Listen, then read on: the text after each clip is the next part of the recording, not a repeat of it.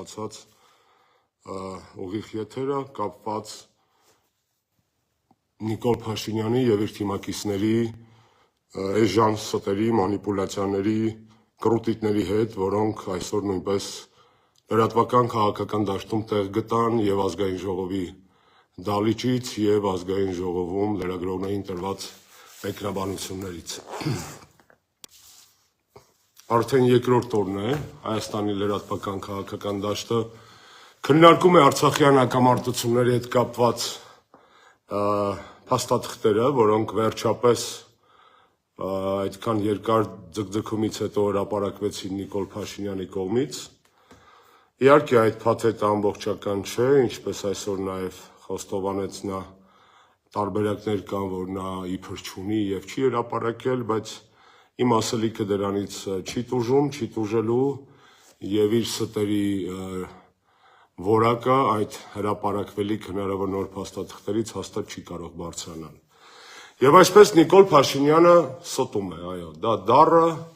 եւ պարզ ճշմարտություն է։ Ստում է ոչ միայն Նիկոլը, ստում են նաեւ Նիկոլին սպասարկող ԿՊ-ական падգամավորներ, պաշտոնյաներ,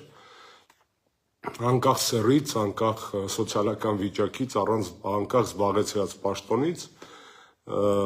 ԿՊ-ն կարծես թե ստախոսների ազգային հավաքականը լինի, իսկ արցախյան բանակցությունների եւ դրանց հետ շահկապված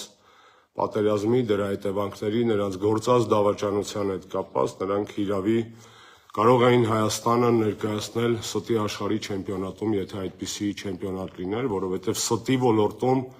Նիկոլ Փաշինյանը այս երկու օրը պարզապես կրկին ապացուցում է, որ Խաբիբը, Մախաչևը, Արման Ծառուկյանը միասին վերցրած այդ բոլոր ինչքան ուժեղ տղա գիտեք, նորմալ սպորտում, կյանքում եւ այլն, այնք այդպիսի ուժեղն է, ինչը պատիվ չի բերում իհարկե, դա կասկածելի ուժեղություն է, կատարյալ եւ բացարձակ ստի ոլորտում։ Ինչ է անում Նիկոլ Փաշինյանը, շատ պարզ է, եւ հաղորդման վերջում նաեւ դրա քաղաքական իմաստը ձեզ կներկայացնեմ, նա ստում է ցանկացած հարցով, ընդդիմությունը, փորձագետները, մամուլը սկսում են բացահայտել այդ ստերը, եւ փոխանակ արձագանքի այդ բացահայտված ստերին Նիկոլ Փաշինյանը ընտրել է շատ կրեատիվ, այսպես ասած, շուստրի ճարպիկ ռազմավարություն։ Միջև մենք իրան հակադարձում ենք մի ստով, միջև բռնել ենք իրան մի սուտը ու հերձում ենք այդ սուտը, նա փոխանակ ամաչի գլուխը քախի խնդալու բաներ եմ ասում իր պարագայում, էլի, կամ հակադարձի, հորինում է նոր սուտ։ Հենց մենք սկսում ենք զբաղվել այս նոր ստով, ինքը թողում է այդ նոր սուտը մեր վրա եւ հորինում է մեկ այլ սուտ։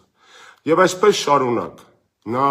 ստերի գեներացիայի եւ այս ստերի համար պատասխանատվություն չկրելու իրոք օլիմպիական ռեկորդսմեն է։ Եվ ահա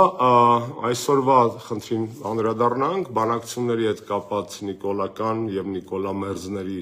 հերթական ստերին, ես չեմ հոգնելու այդ ստերը հերձել, դա արել եմ եւ բանտում հոդվածների միջոցով, այս հնարավորությունը կրկին ստանալուց հետո անում եմ նաեւ այսպիսի ձևաչափով, ինչպես նաեւ տաղավարներում տարբեր ԶԼՄ-ների հրավերները ընդունելով, ուստի միջ բուն թեմային անցնելով ուզում եմ ազատություն մաղթել բոլոր քաղբանտարկյալներին, որոնք այս պահին զրկված են Նիկոլի դեմ հանրային խոսք հնչեցնելու, բայց դրանից իրենց պայքարը չի թուլացել, նրանք շփվում են մեզ հետ իրենց ուղերձներով, իրենց նամակներով, իրենց փաստաբանների միջոցով, իրենց կերպարներով, իրենց պատմություններով, իրենց ընտանիքի անդամների ուժեղ լինելով, դա եւ մեր ընկեր Դավիթ Համբարձումյանն է, եւ Նարեկն է, եւ Ազգենը Սաղաթելյան, եւ ազգային բարերար Սամվել Կարապետյանը, եւ Սրբազան հայրերը, եւ բազմաթիվ այլ քաղաքական բանտարկյալներ։ Ազատություն բոլորին, բոլոր տղերքին եւ շուտապույտ վերադարձ պայքարի ակտիվ շարքեր։ Եվ այսպես, իմ նախորդ երեկվա թողարկումից հետո ստացել եմ բազմաթիվ արձագանքներ, շնորհակալ եմ, որ հետևում եք, շնորհակալ եմ, որ հավանում եք, կիսվում եք, արձագանքում եք, բայց արձագանքները երկու մասի թողեք բաժանեմ։